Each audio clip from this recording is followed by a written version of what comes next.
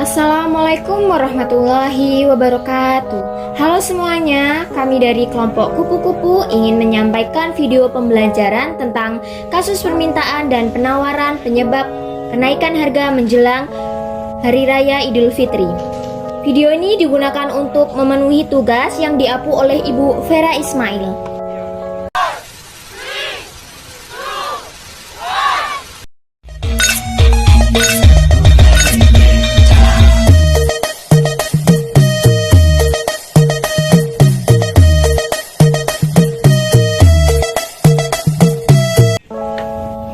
Contoh kasus permintaan dan penawaran penyebab kenaikan harga menjelang Hari Raya Idul Fitri.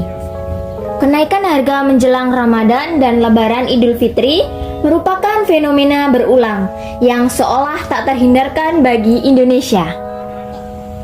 Sesuai hukum ekonomi, fenomena ini sebenarnya wajar, di mana ada peningkatan permintaan, maka harga pun melonjak. Pedagang pun tak mau kehilangan kesempatan untuk mengambil keuntungan lebih besar. Tetapi, tak urung hal ini meresahkan masyarakat, terutama mereka yang berpenghasilan minim. Analisisnya yaitu dari kasus ini adalah, kami menganalisis adanya penyebab terjadinya kenaikan harga bahan pokok menjelang Lebaran Idul Fitri disebabkan karena 1. Hukum permintaan dan penawaran. Salah satu hal yang menyebabkan harga barang terus merangkak naik adalah prinsip supply dan demand. Seperti salah satu hukum ekonomi yang mengatakan bahwa apabila permintaan meningkat dan barang tidak ada, maka akan cenderung terjadi kenaikan harga barang. Hal ini bisa dilihat dari waktu terjadinya kenaikan harga. Kenaikan harga suatu barang sebagian besar terjadi karena faktor gagal panen. Mungkin masih segar di ingatan kita saat harga cabai melonjak drastis. Harga cabai ini naik karena terjadi gagal panen pada petani cabai akibat cuaca buruk. Saat ini harga beras terus melonjak naik. Hal ini disebabkan banyak petani beras yang gagal panen. Gagal panen ini menyebabkan jumlah beras di pasar menurun, sedangkan permintaan tetap atau mungkin bertambah karena menjelang puasa. Saat menjelang puasa, harga barang terus melonjak naik karena jumlah permintaan terus meningkat, sedangkan jumlah barang tetap atau cenderung berkurang. Perlu analisis dari sisi supply. Mengapa supply berkurang?